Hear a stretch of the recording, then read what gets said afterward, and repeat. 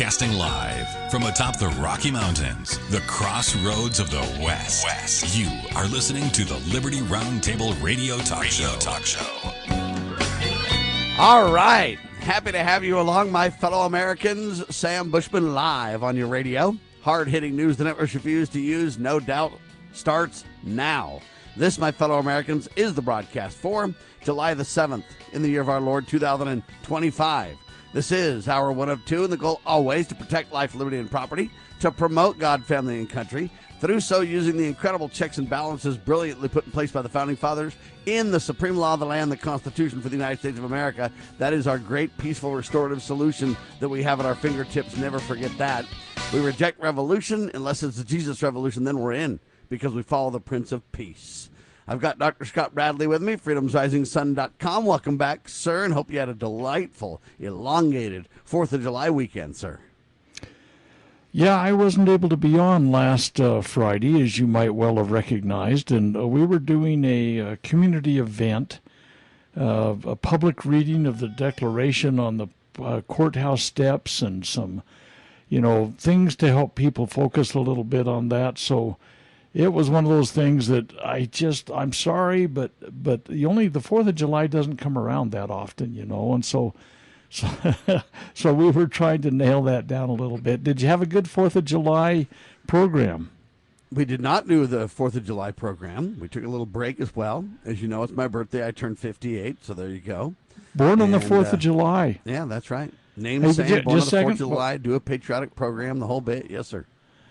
This is way off target. And you know me, I'm always good at taking off target. Betsy Ross Wright. She was the collaborator with the flag Hillary, right? She was the collaborator with Hillary Clinton in controlling what Hillary termed Bill's bimbo eruptions. Where she was constantly, trying to cover up for the, accusations of rape and everything else that Bill Clinton faced, and she was born on the 4th of July, a few years, like a couple of decades before you. This isn't the flag lady, huh? No. She's a political consultant and activist. People. She's a Bill Clinton enabler is what she is. And she, you saw the Stephanopoulos interview, what's her name, with the representative that he was trying to nail down about she enabled Trump, a rapist and everything. She had been a victim of rape and all this kind of stuff, and she had a very powerful exchange with Stephanopoulos. I think Stephanopoulos may have opened himself up for another multi-million-dollar suit. They just settled that $15 million suit that Trump brought against him for, fake news. Trump loves to say we're going to win a bunch of money and change libel laws, but it only really applies to Donald winning money. Nobody else. He's had plenty of things on his plate over the years. But this gal, she's a survivor. She's strong. Mace, is that her name? I can't think. I'm going to have to look it up. But at any rate... Nancy Mace? Yeah. Probably. But at any rate, the reason that was on my mind is because you have a birthday on the 4th of July, and I had been doing research on what was termed Bill Clinton's bimbo eruptions, and this Betsy Ross Wright was absolutely the chief cook and bottle washer about that stuff, along with... Yeah, and the good news is that Bill will never be prosecuted. So there you go. Two classes of people, and America continues to spiral and descend into chaos and disaster, and the only hope we have is to turn to God Almighty, people. Sorry, Sam. Let's pull it back online. Yeah, let's talk about bread, because you know what? July 7th, that's today. Back in 1928, America gets sliced bread, according to thisdayofhistory.com. Sliced bread is a relatively new thing. It really is. Since 1928. Yeah, that's the year my parents were born, by the way. So it's that close to me, and so before that time it was almost 100 years. Holy cow! It is sneaking up on that, isn't it? Yeah, 97 years. And so, when he first came out, this guy worked on this machine for a long time. Finally got it done. Not only did it slice the bread, but it wrapped it in wax paper, and everybody said it'll never work because the bread will go stale too fast. But hey, less than 5 years later, there was more bread sliced being sold than not. You know, my life has mostly been filled with non-sliced bread, honestly. My wife, she baked. Well, it eventually becomes sliced bread, doesn't it? Yeah, I guess it does. Becomes chewed too, but we're not going to collaborate on some kind of discussion. Yeah, anyway, about that. It's very interesting though. What an interesting change in America. And since then, it's been kind of the landmark. Whenever something's incredible, it's the best thing since sliced bread. They say, right? Yeah, so it kind of was a landmark in history, is why I'm pointing it out. Just because I know it sounds so weird and kind of such a soft topic on one hand. On the other hand, it's kind of the measure stick for anything that is kind of new or better or what. It's the best thing since sliced bread. It's, kind of an interesting twist of how important that landmark in history really was. Speaking of that, by the way, Donald and Elon are in their continued feud. And I don't know if this feud is real or fake, Dr. Bradley. The way they're going about it just seems to me like it's fake. I don't know that it's true. One of the tricks of the trade, and I don't engage in this because I don't believe in it, but one of the tricks of the trade, if you want to get more famous, more popular, take the news cycle, whatever, is you find a person about your stature in society, whatever it be, about your level. You can't take on somebody way bigger or way smaller. It's got to be somebody similar to your stature in terms of fame and fortune and that kind of stuff. And then what happens is they create a feud between the two of some kind. Then that feud spills into the mainstream press, and they write story after story because everybody loves the juicy feud. And you see Alex Jones and Glenn Beck doing that. You see, for example, Donald Trump Jr. and John Legend doing that. They both went to college together, so one's liberal, one's conservative, and they've been attacking each other in the past. You now see Donald Trump and Elon Musk doing it. And, one may be more popular in one way than another. I mean, for example, hey, Elon Musk is the richest man in the world, but Donald Trump's president. They both have their own social media kind of services. X is bigger than Truth Social, but probably not for long. I mean, the list just goes on. And they love these feuds. And so a part of me says this isn't even a real fight, Doctor. It's more of a bloodbath for ratings and a bloodbath for news coverage and a bloodbath for whatever. What do you think? Is there anything to that, you think? It could very well be. I'm not so sure that any or all of this stuff is real anyway. I'm sorry. I mean, there's just so much bizarre stuff going on that you could very well be right. I mean, we have manufactured news. I mean, remember that book, Shanahan? What was it?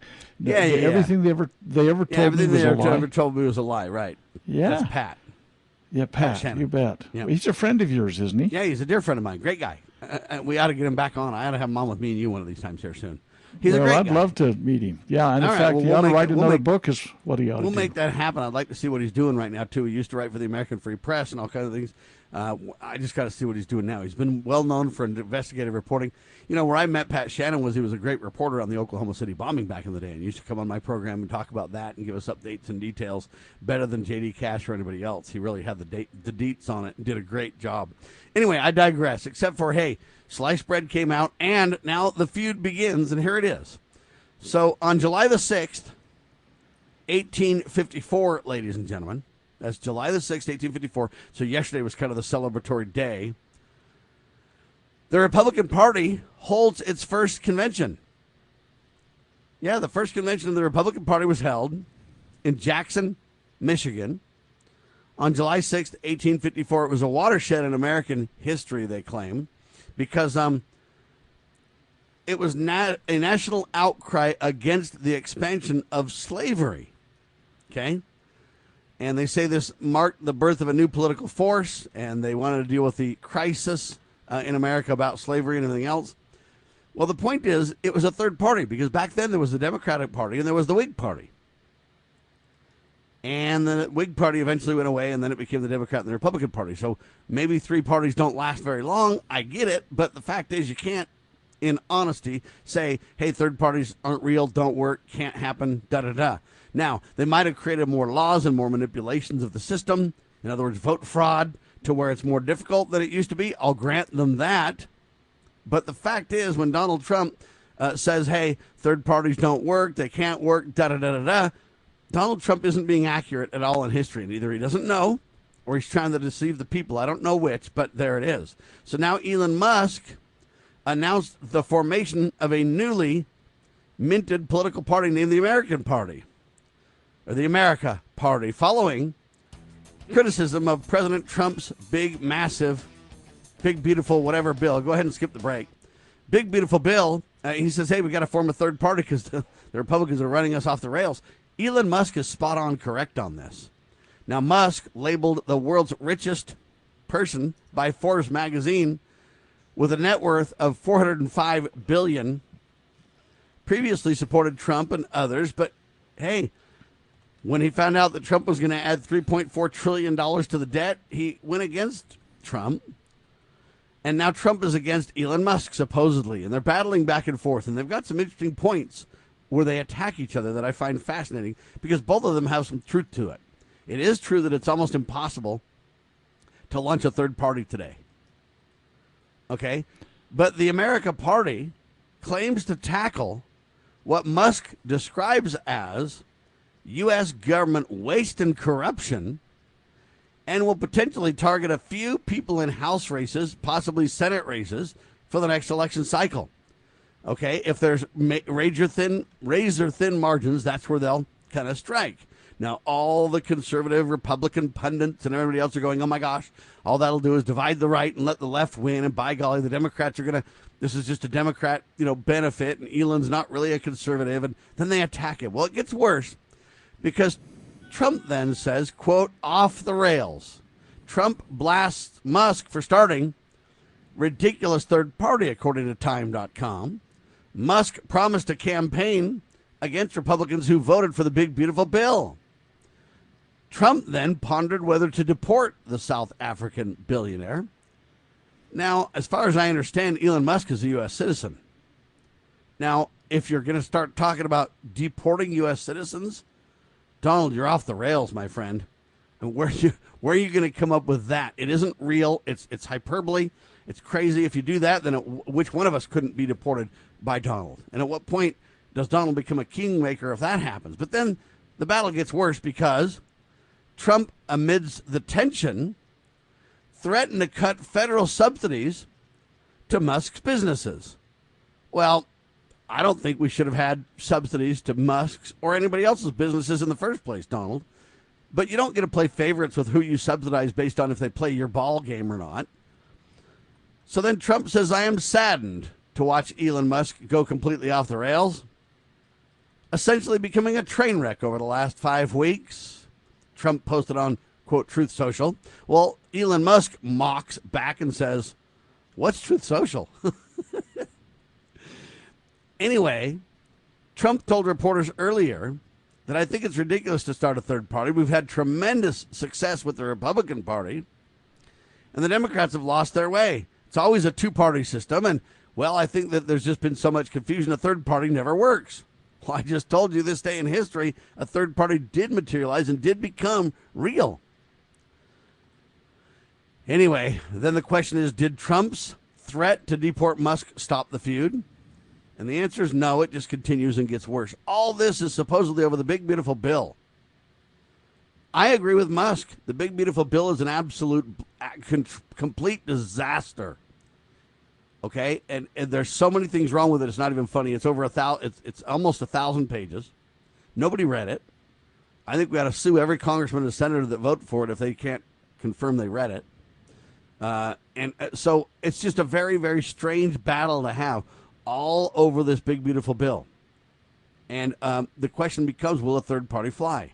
I don't think it'll fly, even with the richest man at the helm, because I believe Ross Perot tried it. I believe others have tried it. They've put too many laws in place now that will prevent it.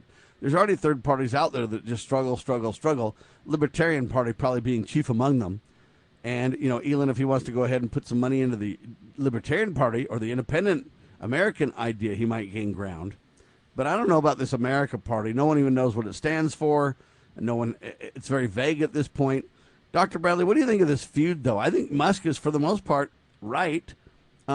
Donald is in my opinion, losing his cool. He used to always be calm and fire back and hit back harder and win. But this time he's kind of melting down, though, to threaten to deport Musk after he just had him run Doge, to threaten that, we're going to take away your subsidies. Now, I'm not for his subsidies, but how do you take away one man's subsidies but continue to subsidize everything else under the sun? Trump is starting to lose it. Now he's basically going to kick in more tariffs. He's threatening now to go against every country that backs or is involved in BRICS. Pretty soon we're going to be at a world war, not only physically, but economically and everything else. I mean, at some point you've got to stop and do what's right and good for the American people. I don't mean to attack Trump like this, but I am very concerned. I think he's losing it this time, Doctor. Well, I don't know how to unpack a 10-minute tirade in a sentence or two, but... Oh, you can do a 10-minute tirade of your own if you want. No.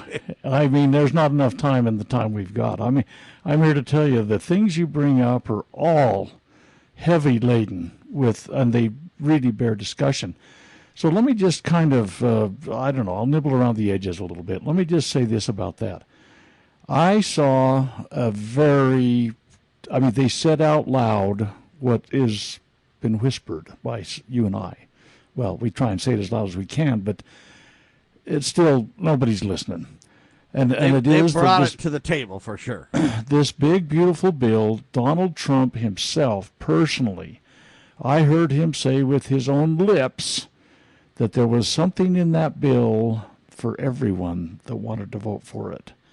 And I say, bravo, Sierra. That is the whole problem with big, beautiful bills. These things are so laden with vote-buying efforts that they're dishonorable, dishonest, and they absolutely ought to be distasteful to everybody.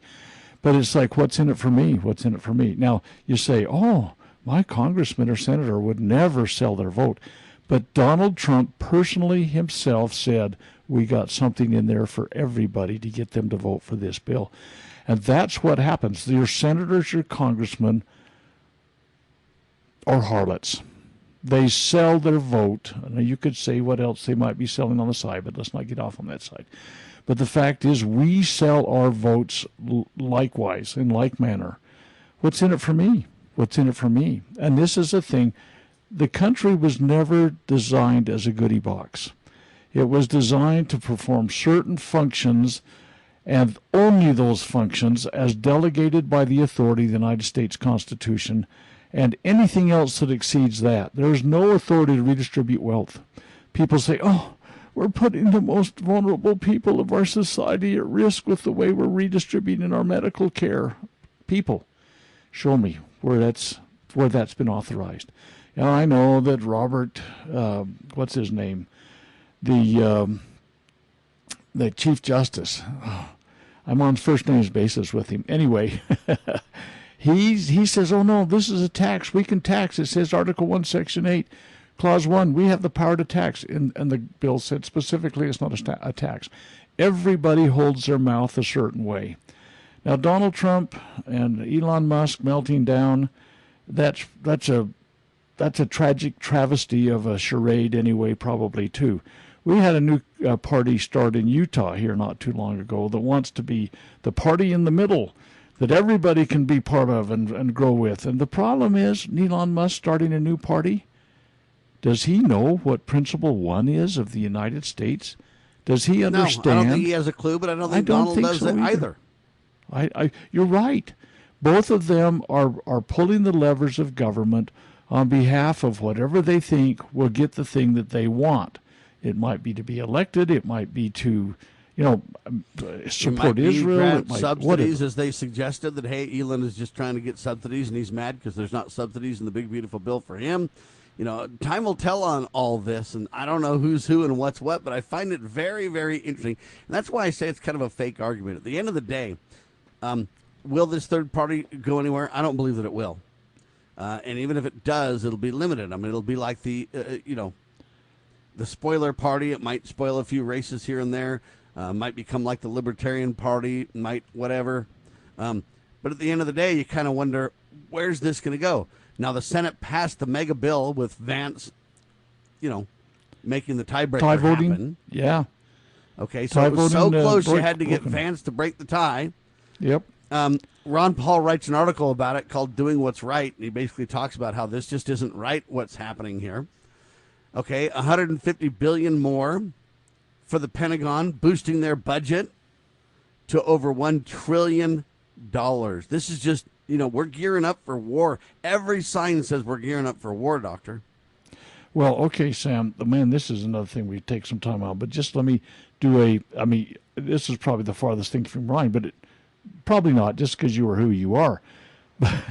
But the Pentagon's over $1 trillion, and the interest on the loan that we've got on our national debt and going up probably. Okay, guys, this pie is getting smaller all the time before we go into overload on more debt. See, if there's only, I don't know, the number may be 4 or 5 trillion now, I don't know, for our total revenue stream.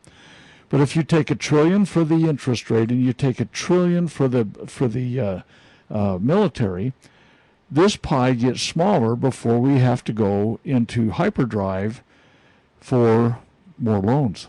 And that exacerbates the next go around on this thing. So they increased the debt ceiling in this bill by $5 trillion already. Absolutely. And you say, okay, so this is done by fiscal conservatives? Are you kidding Absolutely. me? And anybody who's really, truly a fiscal conservative, like a Ron Paul, like a Rand Paul, like a Thomas Massey, a couple of others, they're considered the enemy now. Donald Trump is going to do his very best to create primaries for them and drone them out of office. It's interesting to me, and I'm hearkening back a number of years. Some people probably remember Rush Limbaugh. And the reason I remember this particular event was because it was my kid that called into his program. I had one of my kids. I didn't send him to call in. He did it on his own. This kid's always had his own independent thought process. He called in, and he says to Donald. Yeah, that's a Freudian slip. He said to Rush, he says, okay, so in your own personal finance world, if you were way overspent on your credit card and you're having trouble keeping up with payments and you make minimum payments every month and you keep borrowing more money, if you go to your bank to ask them to expand your credit limit on your credit card, what are they going to tell you? And well, if you're Rush, they might tell you yes. If they're the rest of us, they'll tell you no. No. Rush stopped for a pause. It was just this pregnant pause kind of thing. He says, they're going to tell you to pound sand.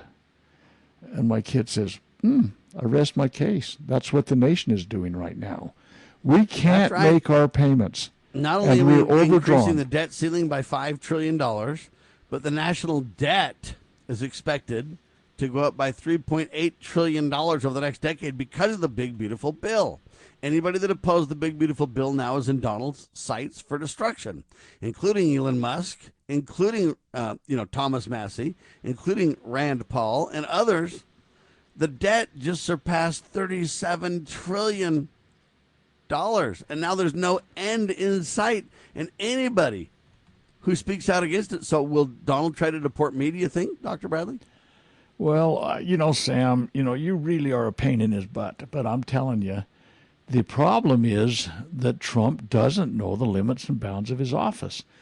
And you may say, well, he's done some really good things in this big, beautiful bill. And, you could say, okay, let's take each one individually. Let's vote on it, which should have been what happened to begin with.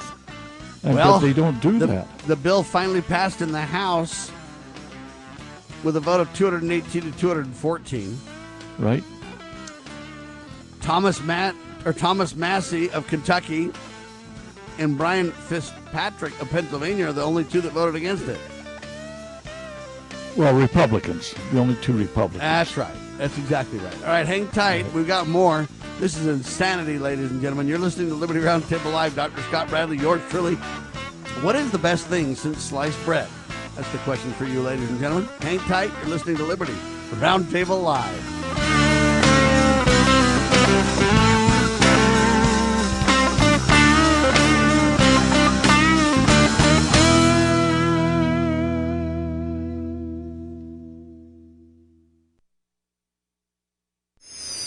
How would you like to help this program reach more people and earn silver at the same time? Call or text 801-669-2211 for complete details. Breaking news this hour at townhall.com. I'm Bob Agnew in Washington. Authorities in Texas say at least 82 people have died in devastating flooding. Governor Greg Abbott says he had a chance to visit Camp Mystic, the site where nearly 30 young girls were swept away by the Guadalupe River. It was nothing short of horrific to see what those young children went through. And we will remain 100% dedicated, searching for every single one of the children who were at Camp Mystic, as well as anybody else in the entire riverbed, to make sure that they're going to be recovered. The governor's comments airing on KVUE. Meanwhile, Greg Clugston reports President Trump has signed a disaster declaration. The president said the scenes from Central Texas are hard to watch. It's a horrible thing that took place.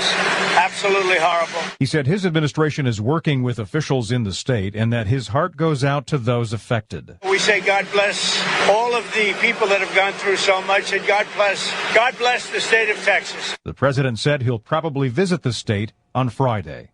Greg Clugston, the White House. Listeners who wish to help in the disaster rescue effort can make donations at www.salvationarmytexas.org.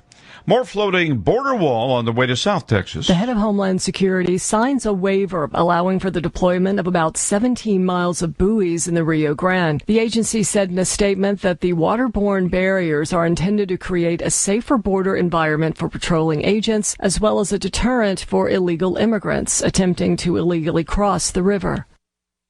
That is Tasha Stevens reporting. It's been slow going on Wall Street in early trading after a robust session to end last week. On Thursday, right now, the Dow Jones Industrial Average is down about 90 points. The NASDAQ is up by about 106. More from townhall.com. Hi, it's Mike Gallagher. I've been thinking, why does it feel like losing weight is harder than ever before? With mixed messages, fad diets, the quick fix injections, even magic coffee. I mean, it's overwhelming. Most people are exhausted trying to fight a battle they cannot win. If you feel this way, trust me, you're not alone. I used to feel that way too. But let me tell you, it's not your fault. Your body is working against you, and the longer you wait, the harder it gets. Do what I did. I called PhD Weight Loss and Nutrition 3 years ago. I lost 53 pounds. I feel terrific, and I've kept the weight off. Make the phone call that can change your life the way it has changed mine. They won't let you fail. Call 855-696-2020. That's 855-696-2020 to schedule your consultation. The first 11 callers who mention the word healthy will get 2 free weeks added to their weight loss package. Call now, 855-696-2020. Mention the keyword healthy to get 2 free weeks, or visit them at myphdweightloss.com, myphdweightloss.com. Get ready to be part of something incredible. We're breaking barriers and delivering the powerful stories that mainstream media won't touch.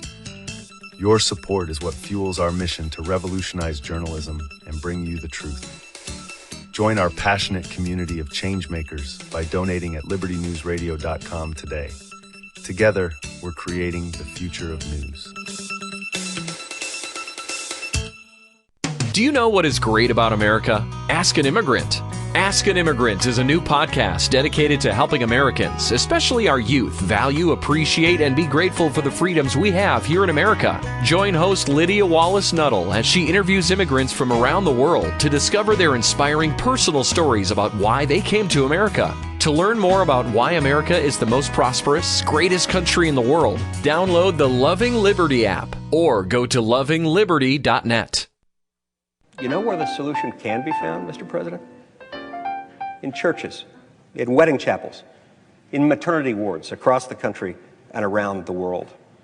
More babies will mean forward-looking adults, the sort we need to tackle long-term, large-scale problems. American babies in particular are likely going to be wealthier, better educated, and more conservation-minded than children raised in still industrializing countries. As economist Tyler Cowen recently wrote, quote, "By having more children, you're making your nation more populous, thus boosting its capacity to solve climate change. The planet does not need for us to think globally and act locally so much as it needs us to think family and act personally. The solution to so many of our problems, at all times and in all places, is to fall in love, get married, and have some kids."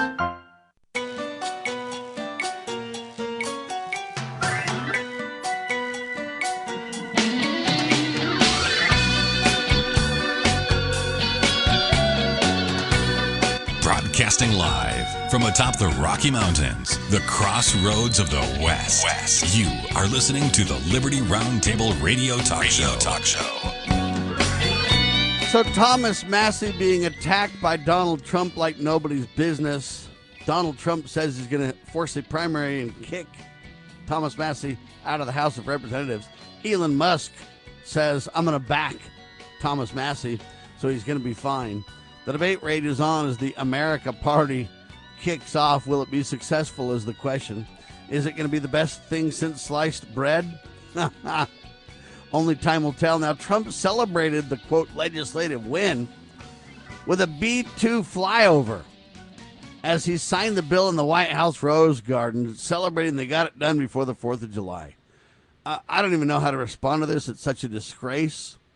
I don't even know where to go. I mean, they really, they talked about DOJ and saving money, and the Republicans were going to turn a new leaf and do something right. And then they wasted literally almost 7 months. And then they fail and pass this big bogus behemoth. Right when they got into office, they kicked the can down the road. And we said, oh, it's horrible. But, man, they're playing 3D chess. Just give them a little bit of time. Now we see the writing on the wall. They're going to call this their big legislative win as they run for office next year, Doctor. But I submit to you that it's the biggest failure we've seen in modern times because they had every opportunity to do something right, and they failed at every turn. I'll give you an example. They defunded Planned Parenthood, which is awesome, but only for a year. Okay, all these things are going to come back to haunt you like never before. If you're not careful, the Democrats are going to double what we spend on Planned Parenthood if it, doesn't get suspended permanently. So everything that Donald's done is reversible. Everything sounds good on paper. It might be a temporary reprieve, but that's all it's going to be, Dr. Bradley. I'm kind of a junkie on this stuff, and I'm sorry. It's a bad addiction I've had probably since I was in 6th grade.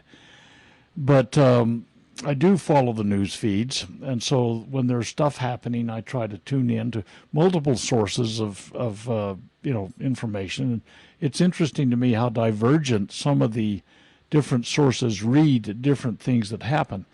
That's another side story someday. But I watched all of the Mike Johnson, dancing on the stage. He didn't literally, okay, but is doing his victory dance in the end zone, so to speak, and the Donald Trump reactions to it, all of the signings, everything from Mike Johnson signing it with all of the people hanging around. I noticed Massey wasn't in the crowd that was behind him. But it's interesting to me. I think I got what is going to be the spin that goes into the elections. Because, midterm elections aren't that far away in spite of what people may say. Oh, yeah, we got a long time between now and then. No, we really don't. And I think what you're going to see is some real divergent opinions about this. And I see what Jeffries did. He did an 8.5 hour speech on the floor of the House trying to delay the passage. They knew it was going to pass. He just wanted to rail and rail and rail and rail. Anyway, you kind of saw him formulating some of the talking points for the elections in the future. I think the battle lines are being drawn.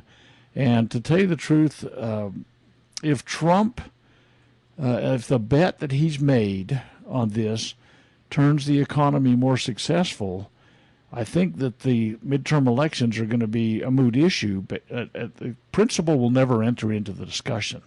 It'll be, a shouting match over what got cut and what got saved. But if the economy succeeds, I think that what you'll find is it almost becomes a non-issue on the election. And if there's something stumbling around out there, if we get into some major, military adventurism or something like that, that could affect it too. But as they say, it's the economy, stupid. And if this short-term, hooray that goes up is an economic success, I think the Republicans will be safe in the office. But if it doesn't, come together, I think there's going to be a real flip-flop come midterms. So anyway, yeah, I watched those guys. You would have, to watch Trump and to watch Johnson, you would think that they had hit heaven. I mean, they were floating in the sky over this thing. And it's simply not true because they bought everybody's vote. And they're emphasizing the things that they think will play well with the public as they go forward.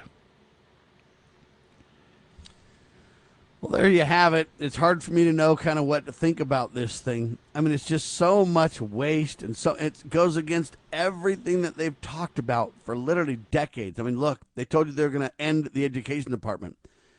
You haven't seen anything even close to ending that, have you? Is that even part of that 900-page behemoth? Well, see, that's the problem. But they did it. That's not the problem. It's a problem, one of many dozens. They did it on a reconciliation process. They can only dink around with existing budget things, and which means they went into the whole discussion with their hands tied behind their back. They did. And the fact is that they never told us that thing. They were trying to say, well, we can't get the 60-vote cloture thing that we need in the Senate to do this. And even actually the Senate parliamentarian says, oh, you guys are out of bounds on some of these things. And they ended up having to take some things out and adjust some things and all that kind of stuff to keep it within the constraints of the budget reconciliation process. And so, and your one thing you brought up, I think needs to be emphasized again. Months after Trump's election, months after his inauguration, they passed this bill. The House said, we're going to get it out before Memorial Day. So like the 22nd of May, they got it out. And the Senate had this goal of getting it out in time for a 4th of July signature. They knew months before what dates those fell on. And they still insisted on futzing around on this thing on a budget reconciliation footing. They were not going to take this to the nubbins that it needed to be to really deliver what the Americans voted for. And now they're touting it as we delivered everything you guys wanted. No, they didn't.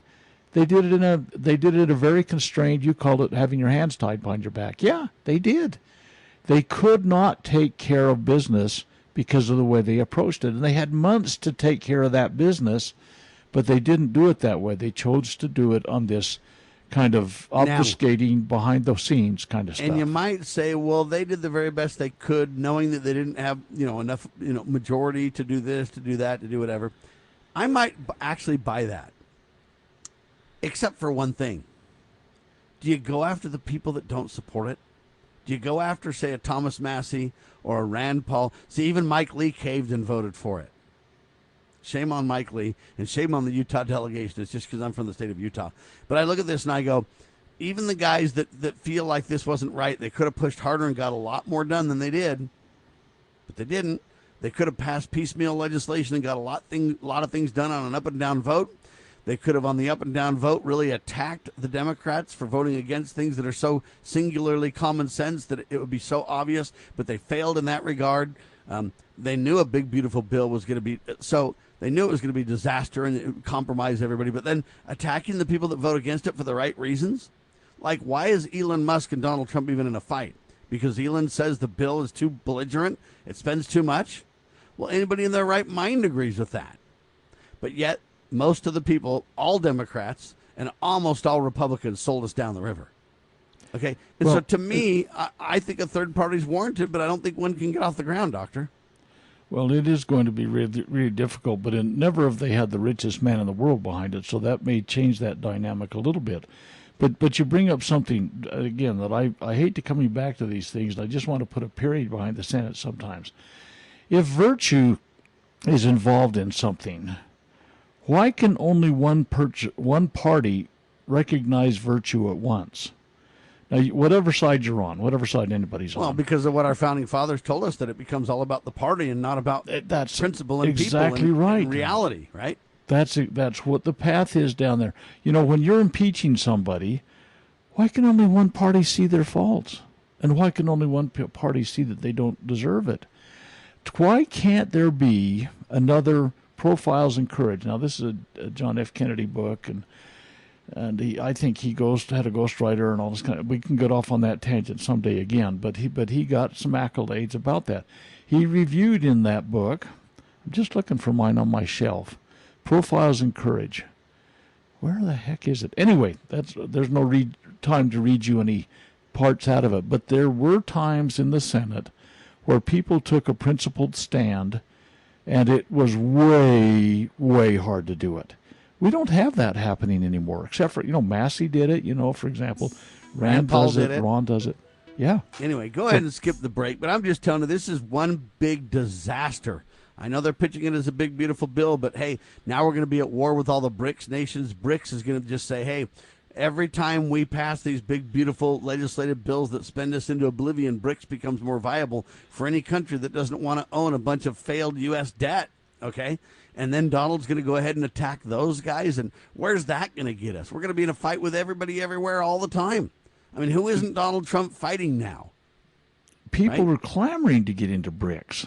I mean, right. Of course if you want to be honest about what's going on, and honestly, who's being the adult in the room? Okay, every time somebody gets if they want to be our friend, they have to put a sanction against Putin.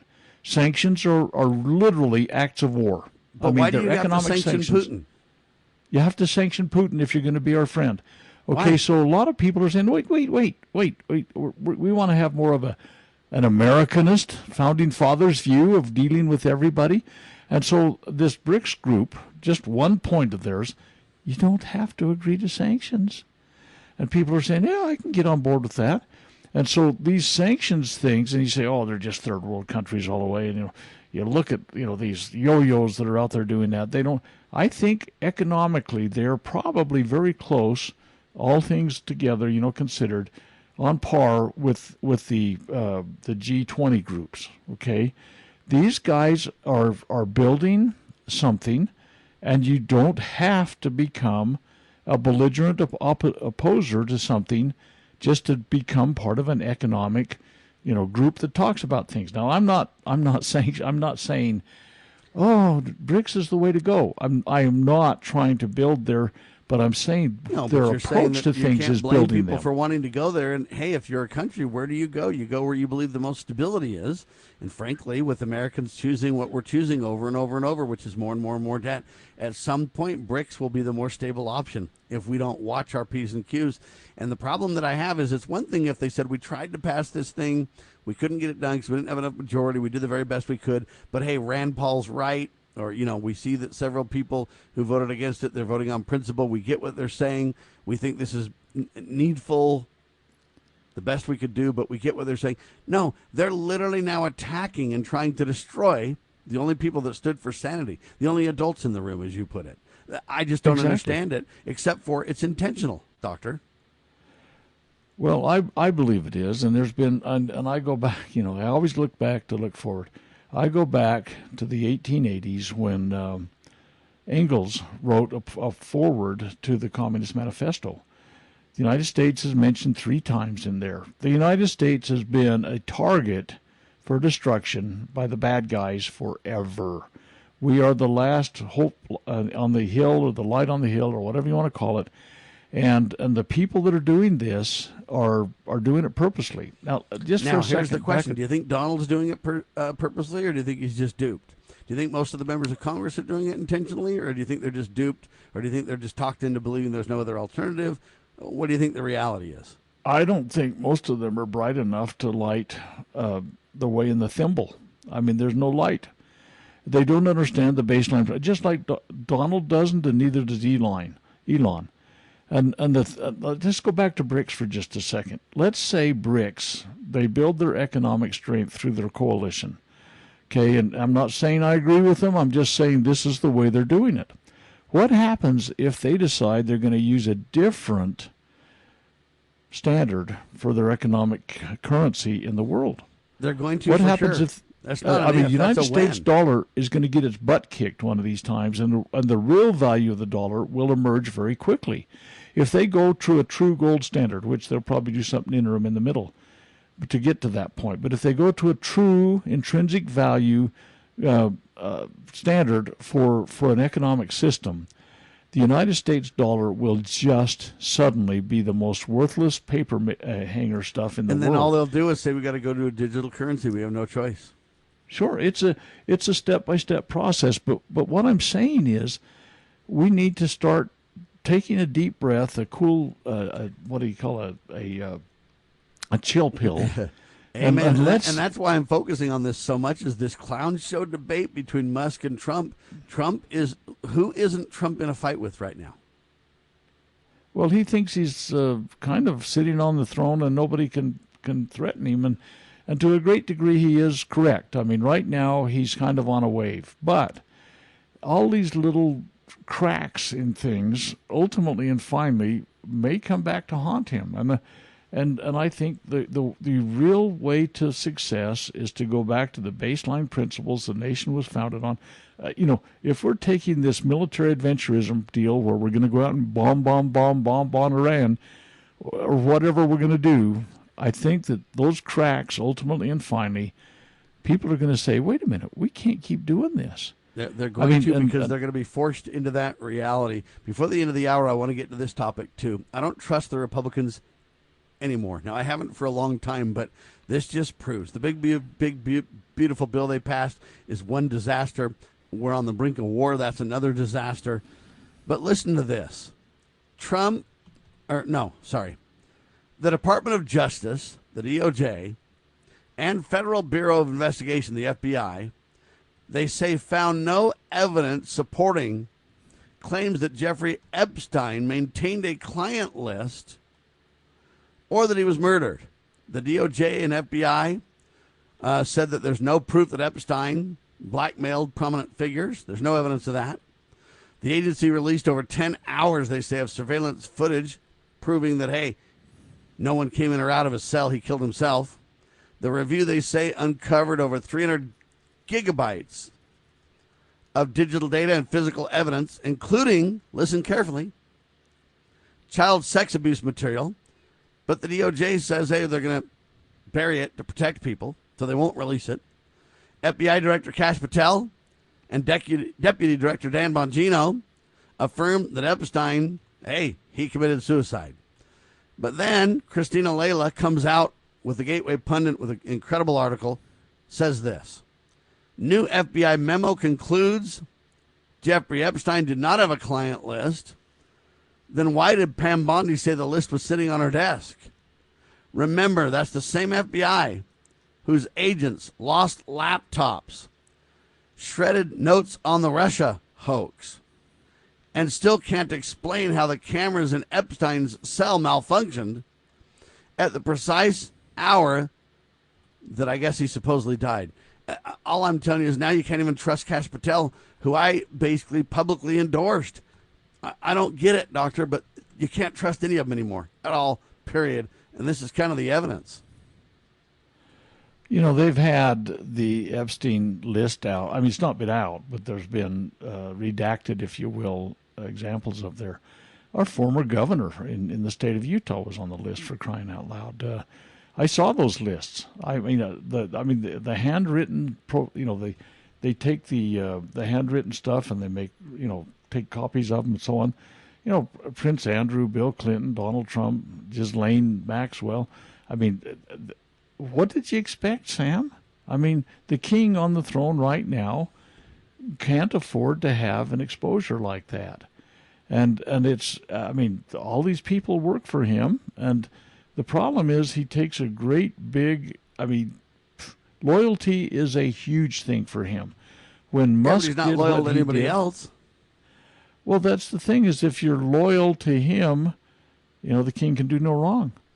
And so they say that they literally uncovered over 300 gigabytes of video data and digital data, digital data and physical evidence, including child sex abuse material. Yeah. But the DOJ has sealed this content to protect the victims, they say, identities, and will not release the data.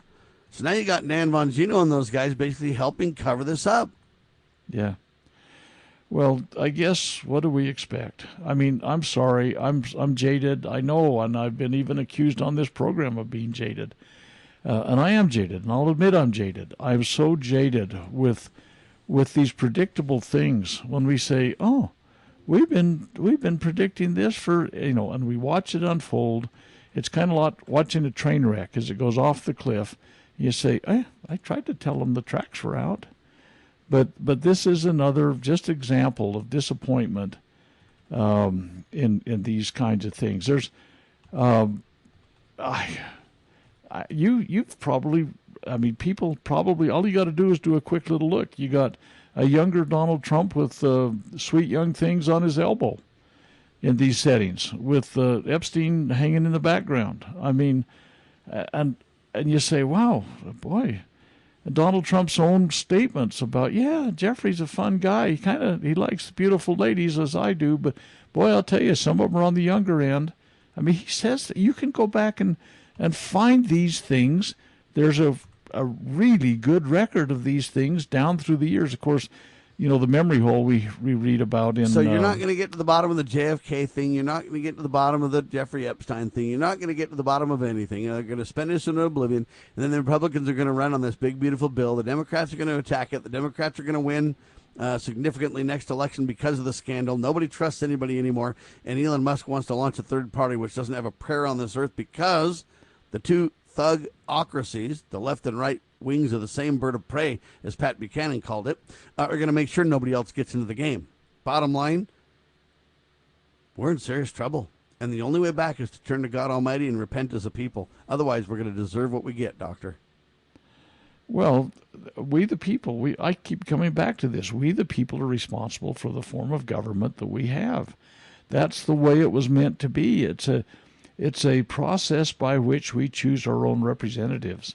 The representatives are supposed to keep their actions within the limits and bounds established constitutionally. It's a written, binding contract, and nobody wants to discover it as such. They want to say, I pull this lever, and look, I get reelected.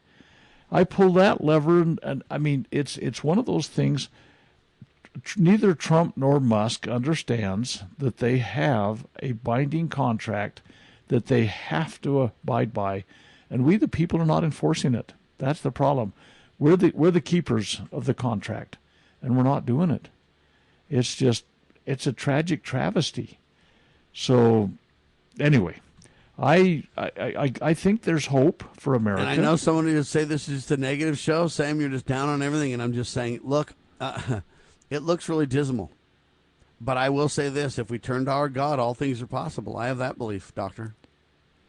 Well, absolutely. And we got countless examples of things that God's pulled off, so to speak.